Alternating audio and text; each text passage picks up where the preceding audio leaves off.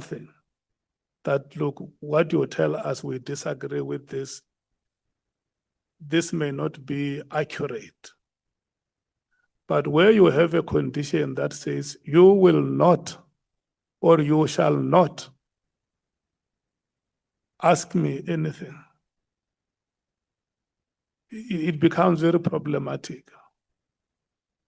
And that is why, maybe for lack of a better word, I said the committee cannot accept a condition like that one. Maybe whether we expunge it or we don't expunge it, we disagree with it or we agree with it, let's all agree that the committee does not accept this condition in its proceedings. And where I stand, I strongly feel that we will be reduced into a mockery if we are going to allow any witness to come before us and lay terms within which we are going to engage with him or her.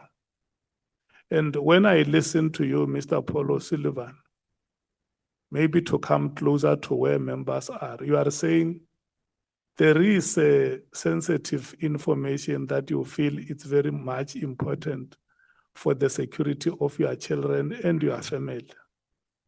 That's what I heard you saying. Yeah, Chairman. Maybe if I can explain. Just wait a moment for me to conclude. Sorry. So that you understand that the condition that says we cannot ask you questions on matters before 1990, it's not accepted in this committee proceedings. It's not a condition, Chairman. I've stated very clearly that it's only for reasons of personal safety and family security. If you don't dig into my family or my personal safety, you can ask me any question you want. Listen, there is no problem. We want these proceedings to go ahead, and the only way that they can go ahead, for instance, there have been witnesses that came here before us and said to us that we may not be able to disclose the following information with you because by law we are not allowed. And we are leaders in this country. We are aware, and it has also been brought to light, how citizens of this country found themselves endangered. Some even lost their lives. I'm sorry, I didn't catch that. I didn't hear what you said. If there is any information that may endanger your security, you can tell this committee and say, there is information like this that I think is going to be dangerous to the security of my family or to my children. And we have been amenable as a committee to say information like that, for instance, if you have, we can decide if we create a platform for you to share with us, if it does not have to be public. But what we are saying in the main, and which you don't have a problem with as I listen to you, is that we cannot have a condition that says you can't ask me the following questions, except those for personal security. That's it, Chairman. Only Okay. for personal security and safety of my family. Yeah.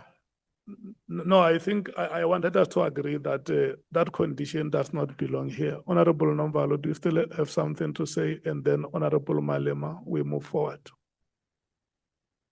Yeah, no, thanks, Chair. If I wanted us to drive the point home from the onset, I was tempted to argue this point after the input that has been made by the Chief Whip, which I disagree with it completely, because one, this paragraph is problematic in the sense that one, it says he is not ready to talk about his business interest.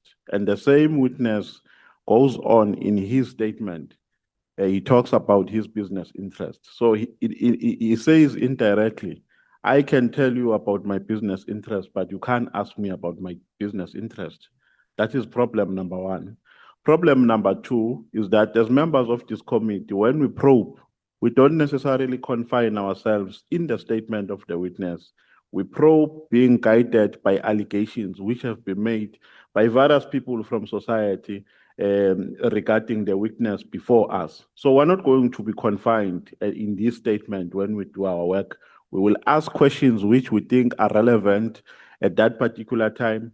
And some of those questions, and most of them, we just want to make that promise that most of those questions are going to be your family, some are going to be your business, some are going to be your history. So we're not going to take this thing, we're disregarding it because it's a silly prescription. That's how I can characterize it. And we're not taking it, Chair. So we can't massage and try to put nice English and make it look better, whereas it is actually nonsense. It doesn't make sense. So we're not going to take it. This paragraph does not exist. We're not amending anything, we're disregarding. There's a difference between the two. We're not amending, we're disregarding, we're saying it does not exist because it is a problematic directive. Thank you.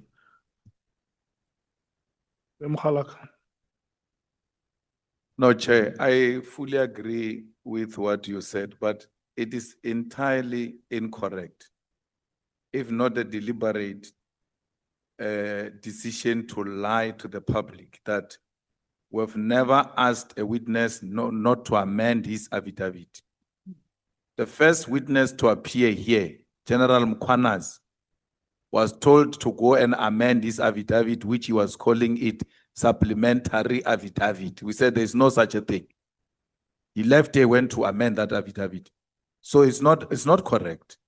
Secondly, Nkabinde, if I'm not wrong, colleagues will correct me.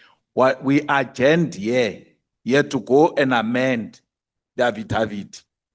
So if people say it will be irrational, what do they mean? Was it irrational when we asked General Mkwanas to amend the affidavit and asked Nkabinde to amend the affidavit? But I'm amenable to proceed in a manner you are suggesting, and not under the lie that was told here, but under the conclusion that you made that this paragraph number 3 is not worth the paper written on it. We're going to ask questions beyond 1990 and they're going to be answered here. Thanks.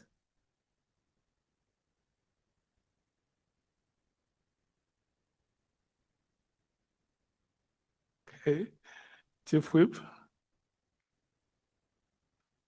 No, Chair, I think you will have to bear with us because it may be necessary that we have this debate. And I'm not going to accept that I have lied. I'm not going to accept that because I haven't lied. When we asked Lieutenant General Mkwanas to sign the document that was presented before us, to go out and sign it, we took a break. The reason why we had to do that was because he had given us exactly the same document that he submitted to the Madlanga Commission of Inquiry. But he prefaced it by the word supplemental evidence or supplemental affidavit. So what we were opposed to as a committee is that in terms of our record, history must discover that we were given an original affidavit, not a supplemental document from another processes. That is what we're dealing with. We were not opposing the substance of his wording in terms of the presentation of the evidence before us. We were removing the word supplemental affidavit because that supplemental is making reference, is suggesting that we are giving a document as a secondary submission as opposed to being the primary recipient of the document. So I'm not going to agree that, therefore, when I say We haven't met as a committee with a witness, go through his or her affidavit and point to specific paragraph that we want him or her to amend and got them amended. That has not happened. And I'm not going to agree that therefore what I was saying earlier on was a lie. And that is why I'm saying to you, if we have to discuss this issue and not to deal with what we have to deal with in the context of what you suggested as a summary, I think we should do so. But I really would not accept that I have lied when I haven't lied with what I was explaining. Sure. So I thought it's important for me to make that point, Chair. That part, during a break, I want you and, in a meeting we discuss. Outside of the meeting, we improve on our discussions. So during break, yourself and Honorable Malema, you meet and improve on the discussions on this part. We are proceeding, honorable members, on the point that we don't accept this condition that is in the statement. Advocate Aranse, may we proceed? We have taken 20 minutes of your time. You are now left with 30 minutes before we break. Thank you, Chair. Yeah, just for the record, the problem identified and raised by Honorable Malema in relation to General Mkhonazi's statement was the heading to the statement that was called or described as a supplementary affidavit, and the objection was that this was a supplementary affidavit to his main affidavit in the Madlanga Commission of Inquiry. We then adjourned and took out